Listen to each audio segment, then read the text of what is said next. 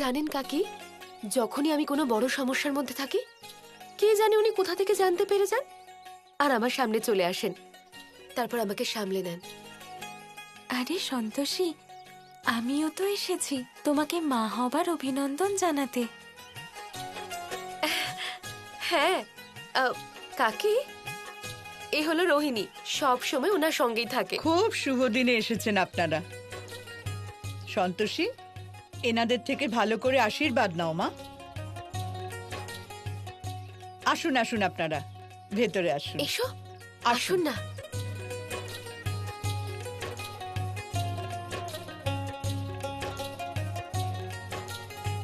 তুমি মা হতে চলেছ এই কথাটা আমি সন্তোষী মায়ের মন্দিরের পুরোহিতের থেকে শুনলাম, তাই তোমাকে আশীর্বাদ করতে চলে এলাম। ভালো করেছেন ঠাকুমা। এসো মা। আসলে আজ বাড়িতে পুজো আছে বলে ঠাকুর মশাইকে ডেকেছি। তাই? হ্যাঁ। ওনার সাথেও দেখা করে নেব। মা, তোমার শরীর স্বাস্থ্য কেমন আছে? ঠিক আছে। কি মনে হচ্ছে? কখনো ভাবিনি ঠাকুমা সন্তান আসার খবর শুনে এতটা আনন্দ পাবো। আমার তো গোটা জীবনটাই বদলে গেছে। আর্য স্যার, আর্য স্যার,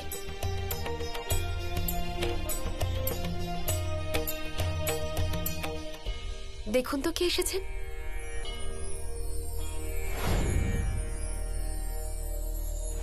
আরে মাসিমা, আপনি? বেঁচে থাকো। আপনি হঠাৎ এখানে? যেই না আমি ঠাকুর মশাইয়ের কাছ থেকে সন্তোষীর খবরটা পেলাম, আমি আপনাদের শুভেচ্ছা জানাতে চলে এলাম। আর আপনাদের জন্য একটা বিশেষ উপহারও নিয়ে এসেছি।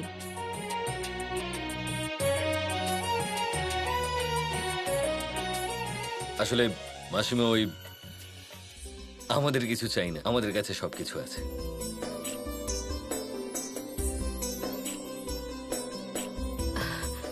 বড়রা কিছু দিলে সেটা আশীর্বাদ মনে করে রেখে দিতে হয়। আচ্ছা ঠিক আছে, হ্যাঁ তাহলে বলুন কি এনেছেন আমাদের জন্য।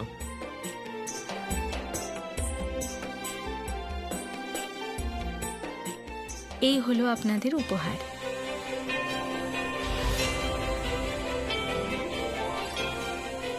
আমি চাই আপনারা এই চারা দুটো আপনাদের বাড়িতে রাখুন। আরে এটা কেমন উপহার? এত ভালোবেসে দিচ্ছেন, রেখে দিন না। হ্যাঁ, কিন্তু মাসিমা ওই দুটো চারা, ওই দুটো বুঝতে পারছি যে ওই দুটো পরবর্তীকালে ফল দিতে চলেছে, কিন্তু ওই কাটা গাছটা কেউ কেন লাগাবে বাড়িতে? তাহলে লাগাবেন না। একটা কথা সবসময় মনে রাখবেন, নিজের ঘর পরিবারে কখনো কাটা ঝাড় পুঁতবেন না, কারণ কাঁটা সব সময় কষ্ট দেয়।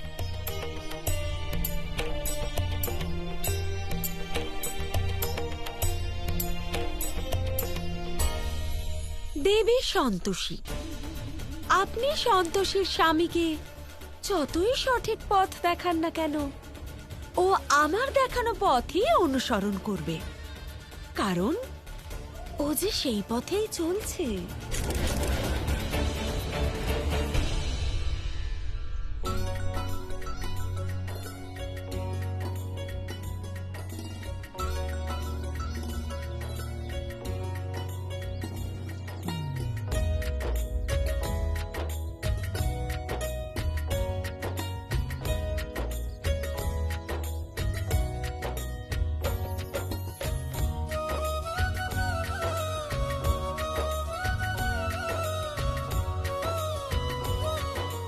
আমি জানতাম যে আপনারা ফল প্রদানকারী চারাটাই লাগাবেন।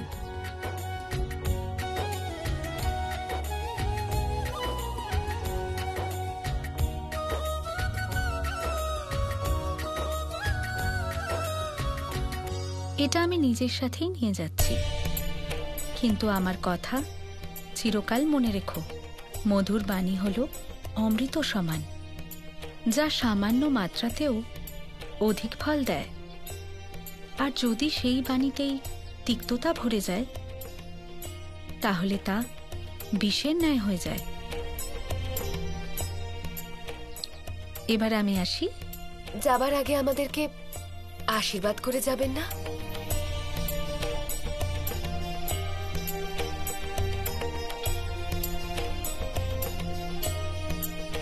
সব সময় সুখে থাকো।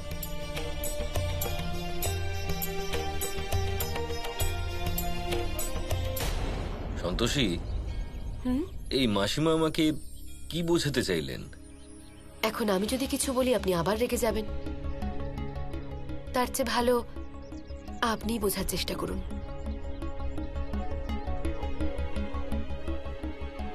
এ সন্তোষীও না, ভালোভাবে জিজ্ঞেস করলাম, জ্ঞান দিয়ে চলে গেল।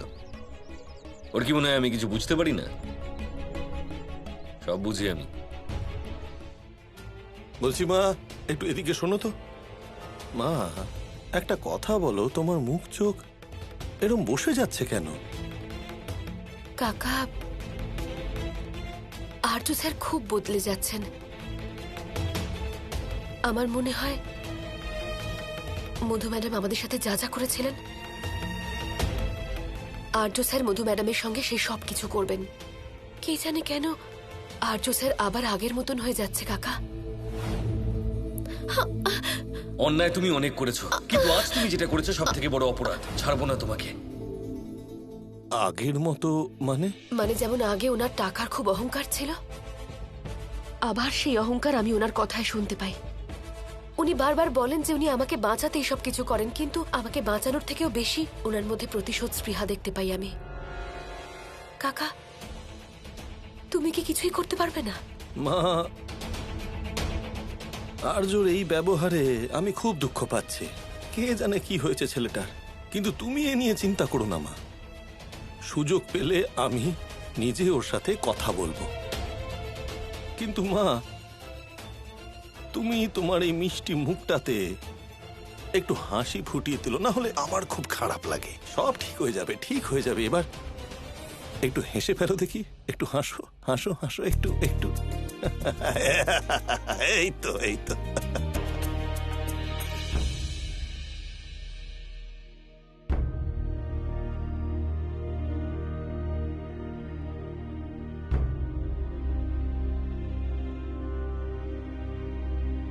ছোট, তুই দেখেছিস যে সন্তোষী মায়ের ভক্ত হয় না, তার মনে কোনো লোভ থাকে না। আরে আমাদের সন্তোষীকেই দেখ না, হ্যাঁ, কত খারাপ পরিস্থিতির মধ্যে দিয়ে গেছে, কিন্তু কোনো লোভ করেনি। এখন তোর বৌমাও সন্তোষী মাতার ভক্ত হয়েছে, তাই ওর মনেও কোনো লোভ নেই। এবারে তুই ওর কাছ থেকে টাকা চাইতে পারিস। ও মা গো দিদি, তুই তো একটা দারুণ কথা বলে দিলে। এবার তো আমরা এই শর্মিলী বৌমার থেকে টাকা আদায় করতে পারবো। এ বাবা দিদি, এ তুমি কি বলছো? তোমার 1000 টাকা দরকার নিজের রোগের চিকিৎসা করার জন্য? আমার তো মনে হচ্ছে যে তোমাকে এই রোগটাকে নিয়েই বাঁচতে হবে। এসব কি বলছিস ছোট? তোর বৌমার বাবা তো অনেক টাকার মালিক, জেঠিমাকে কি ও টাকা দেবে না? শর্মিলী বৌমাকে বলো, দিয়ে দেবে টাকা। শর্মিলী বৌমা, আমার সোনা বৌমা, তোমার জেঠিমাকে 1000 টাকা দিয়ে দাও, ওর আসলে একটু চিকিৎসা করাতে হবে। মা, বলছি বাড়ির বড় তো ঠাম্মি, তাই আপনি আপনার সমস্যা ওনাকে বলে দিন, ঠাম্মি আপনাকে টাকা দিয়ে দেবে। আমি গিয়ে প্রতিবেশীদের প্রসাদ দিয়ে আসছি। দেখলে গো দিদি, দেখলে কাঁচ কলা দেখিয়ে চলে গেল। আমার তো মনে হয় না যে এর ট্যাগ থেকে তুমি 1 টাকাও বের করতে পারবে। পেঁয়াজ কেটে চোখ জ্বালা করছে, কিচ্ছু দেখতে পাচ্ছি না, কি যে করি। আগে সবজিটা কেটে নি, চোখটা ততক্ষণে ঠিক হয়ে যাবে।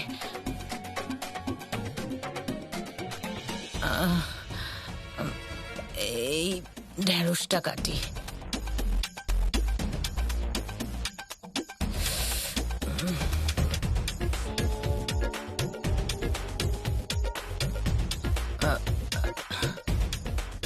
ঢেঁড়সগুলো এত পাতলা হলো কি করে?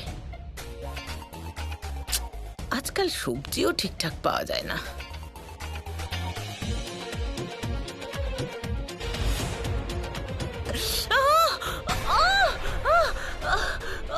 আমার চোখটা এত জ্বালা করছে কেন? মনে হচ্ছে এটা লঙ্কা। ও মাই গড, আমার চোখ চলে যাচ্ছে। আমার চোখটাই না নষ্ট হয়ে যায়। মধু ম্যাডাম, চোখ জ্বালা করছে। কি হলো? আরে জ্বালা করছে। একটা কাজ করুন, আপনি গিয়ে আগে চোখটা ধুয়ে আসুন। আমি যাব না, আর জোর গেস্টরা আসবে। ও আমাকে রান্না করতে বলেছে। আরে তো ঠিক আছে, আগে আপনি চোখটা ধুয়ে আসুন, নাহলে আরো জ্বালা করবে। এদিকটা আমি দেখে নিচ্ছি। সন্তোষী, মধু আমি ম্যাডাম, তাড়াতাড়ি চলে কিচ্ছু আসবো। হবে না, যান আপনি তাড়াতাড়ি চোখে জল দিন, ভালো করে দেবেন।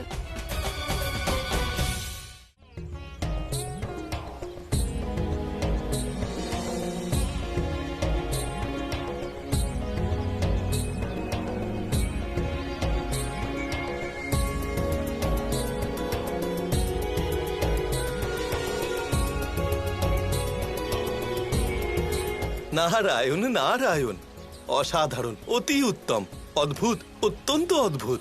আজ কার্তিক পূর্ণিমার দিনে দেবলোকে আপনাদের দেবদেবীদের দ্বারা দীপদান দেখে আমার খুবই প্রসন্ন বোধ হচ্ছে। নারায়ণ নারায়ণ।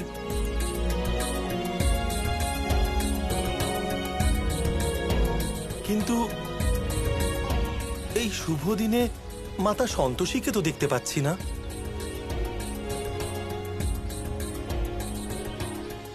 দেবশ্রী, আমরা ওনাকে খবরই দিইনি, কারণ আমাদের এখন এটাই মনে হচ্ছে যে ওনার স্বভাব আমাদের একদম বিপরীত।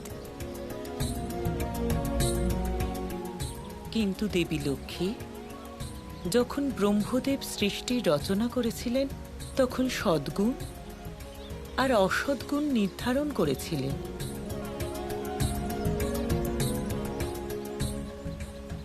আর দেবী সন্তোষী সদ্গুণের আধার। ওনাকে নিজের থেকে আলাদা করাটা উচিত হবে না। দেবী পার্বতী, দেবী সন্তোষী হলেন আপনার নাতনি, সেই জন্য আপনি ওনার পক্ষ নিচ্ছেন। কিন্তু আপনি হয়তো ভুলে যাচ্ছেন যে দেবী সন্তোষের মতো ব্রহ্মদেব আমাকেও কিছু শক্তি প্রদান করেছেন। সেই জন্য আমি নিজেও কিছু শক্তির বাহক। ও বাপ রে বাপ।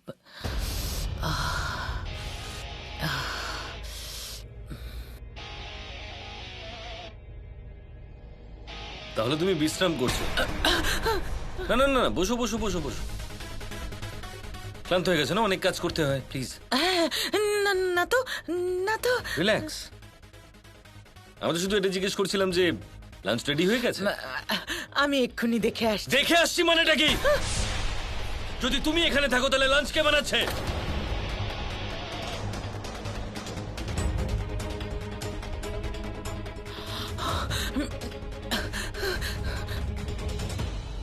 এসব কি হচ্ছে?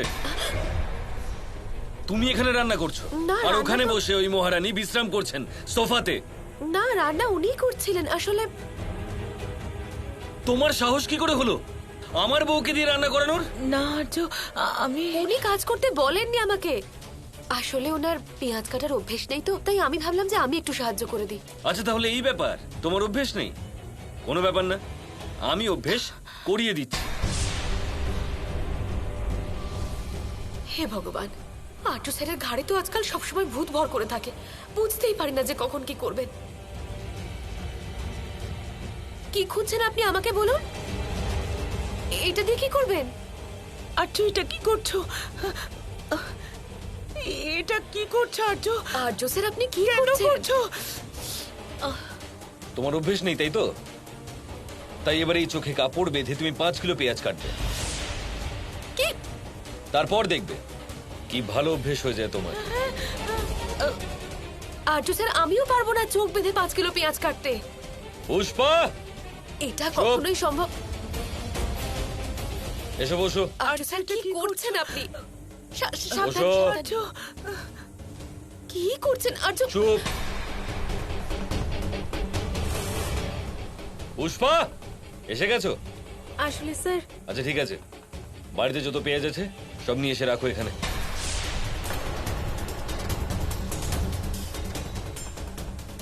শুধু 2-3টে পেঁয়াজই আছে স্যার। তাহলে আর আনাওনি কেন? এদিকে দিন। আর্য, আমি তো রান্নাই করছিলাম কিন্তু আমার চোখে লঙ্কার দানা চলে গেছিল। আমাকে ক্ষমা করে দাও প্লিজ।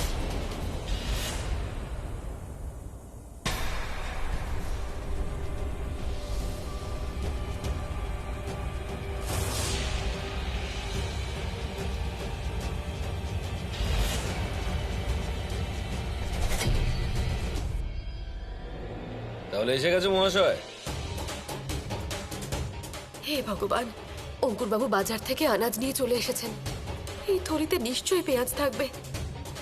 যদি আর্য স্যার পেঁয়াজ দেখতে পান তাহলে উনি মধু ম্যাডামকে খুব বিরক্ত করবেন।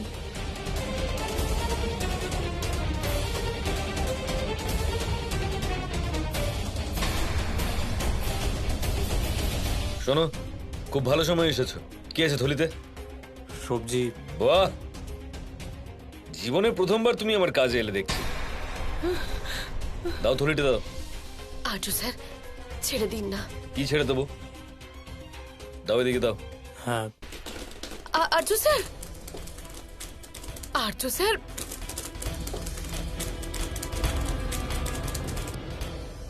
দাও ওটা দাও।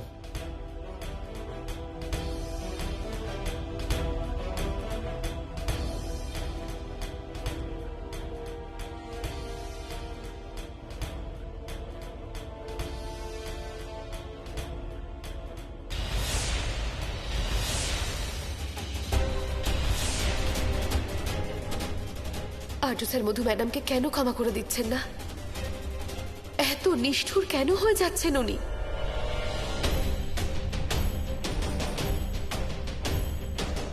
আর্য স্যার, কেউ চোখ বন্ধ করে পেঁয়াজ কাটতে পারে? আপনি বলুন, হাত কেটে যাবে তো।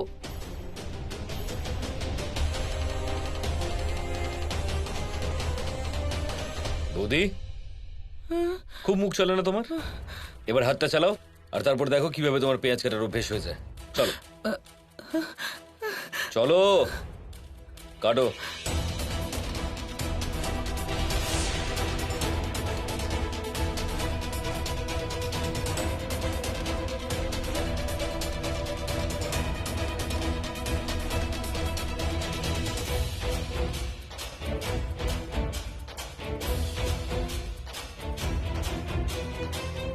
মম মম সাবধানে মম।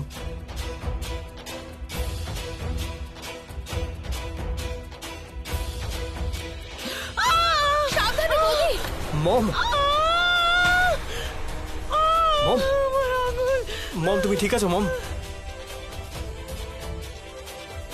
তোমার এর মধ্যে ঢোকার দরকার নেই। আপনার এসবের মাঝে আসার কোনো দরকার নেই। আমি একটাও কথা শুনবো না আপনার। আপনাকে দিব্যি দিচ্ছি, আমি আমাদের মাঝখানে আসবেন না। হাত জোর করছি, যান এখন।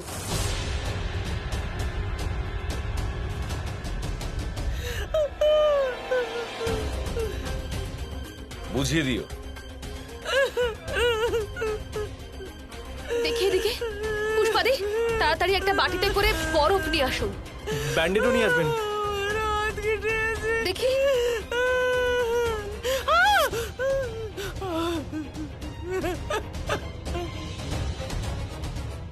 আর্য স্যার এভাবে আর কতদিন বদলা নেবেন? মা ওনাকে সুবুদ্ধি দাও।